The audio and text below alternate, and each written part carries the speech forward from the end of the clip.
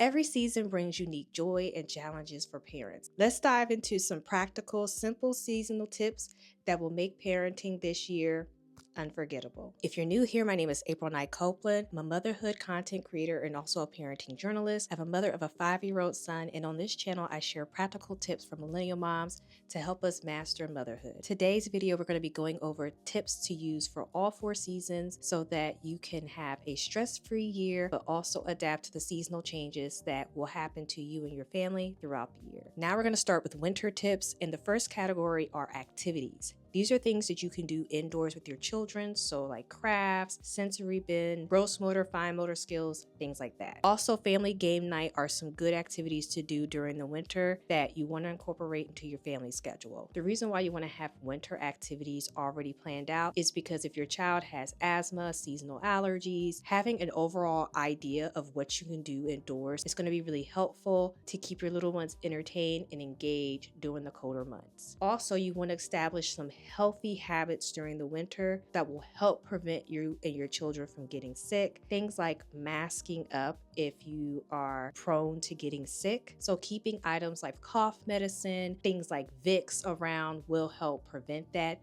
Humidifiers are also a really good way of keeping the air moist so that your child is not dry heaving or coughing with the cold air. Washing your hands frequently, washing their hands frequently. Sometimes hand sanitizer is just not going to do it. They need to wash their hands.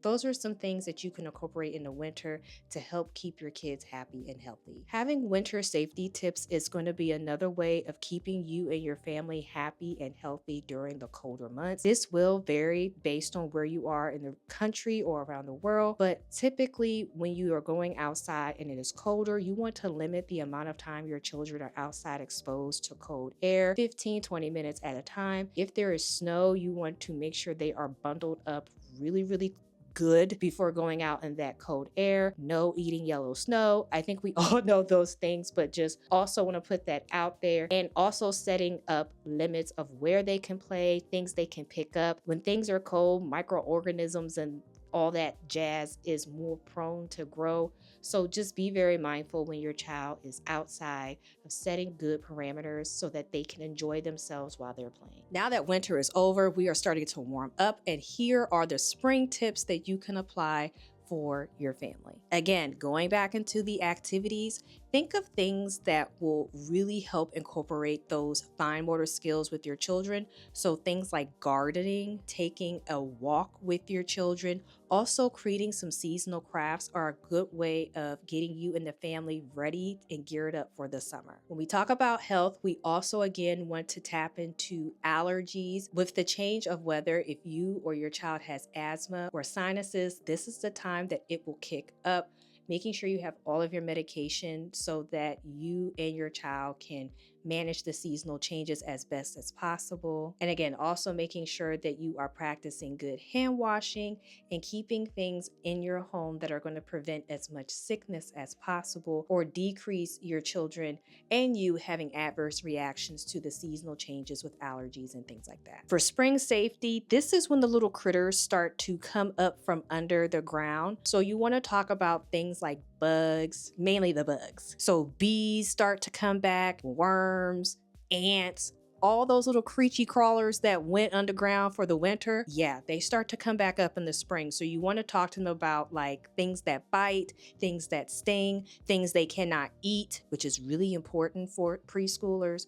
So making sure that you're going over all those tips, even with your pets, because sometimes they will try to catch bugs, birds, everybody. All right, now that the spring has sprung, now we're going into the summertime fine. And these are incredible tips that you want to put in most people's favorite time of the year, which is the summertime. For activities, this is where you can really let loose. So water play, you can go to parks, you can go vacation. Really make sure to amp up the amount of activities that you have during the summertime.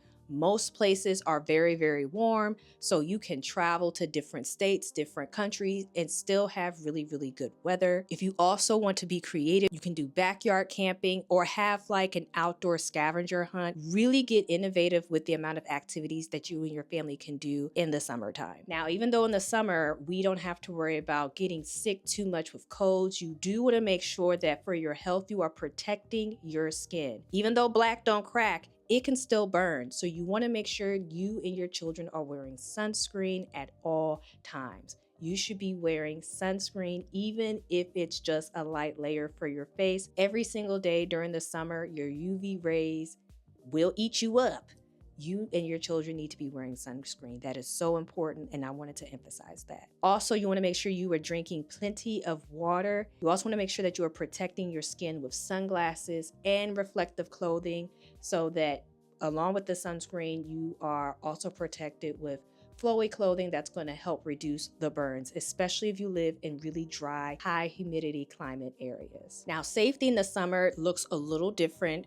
And most of the time people are going to the beach, they're going to the pools. So you want to incorporate with your children the best practices of how to go to the beach.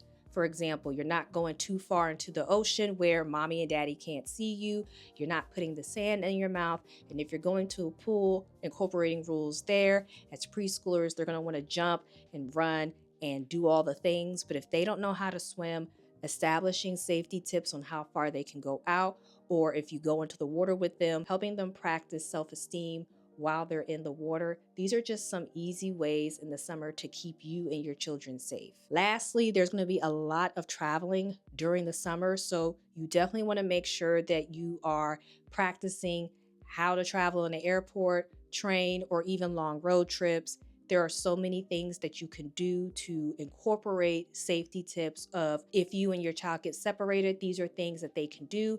At 4, 5, and 6, they may not know how to use a cell phone, but there are things that you can teach them so that if you are separated, your child will be able to find you. Now we're heading into my favorite season of the year, which is the fall. And I'm going to be sharing some easy tips on how to navigate fall regardless of where you are around the world. Some of my favorite activities to do during the fall are pumpkin patches, apple picking. Those are the things that I personally love to do with my family. We try to do this every single year. It's an easy activity to get your child out of the house to do. And you can also do some family photo shoots. This is a good time to do family photo shoots yearly, or if you have a pregnancy announcement or something coming up. People love a good fall photo shoot because the leaves are turning different colors. So this is another great activity that you can set up annually for you and your family. As we transition back into the cold weather, you really want to refocus on your health. This is the time where your children will get sick. So if they have asthma or allergies, you want to make sure you're up to date on all their vaccinations as they head back into school, as well as re-up on all the cough medicine or their seasonal medication so that they are not sick transitioning back into the school year. Now, the only major thing to really look out for safety during the fall is Halloween, which is everyone's favorite holiday, but making sure that you are establishing the candy. That's the real important thing, as well as trick-or-treating. Now, trick-or-treating when I was growing up, and I'm a millennial, is a little different than what the baby Gen Z and what Generation Alpha and now Beta, can we believe it, will experience. But just making sure, again, you're checking the candy, you're putting parameters on outfits that they can wear so they're not tripping or falling, and making sure you're following guidelines if they're going to school about what they can and cannot wear. If they're going to get candy, make sure that there are ingredients in the candy that is not going to cause an allergic reaction if your child has some type of allergy, and just making sure if they're going to a party that the parents or the establishment is aware of any allergies your child may have. This will help reduce any fear or risk of them getting sick while they are trying to enjoy themselves during the holiday season of Halloween. Now, these are just some general ideas of activities health and safety tips that you can use. You can even mix and match these up throughout the different seasons, but this is kind of like a guideline that I use for me and my family to make sure that we are hitting the 3 most important things to establish throughout the different seasons. Another thing to do is to rotate in and out toys and books for your children. As they get older, their interests will change. So if you notice that they're not reading a book or playing with a toy, it's a good way to refresh. Doing it every season allows plenty of time to see if they're still interested in that item or if you need to refresh and expand on that item. I like to call it a mini refresh every quarter,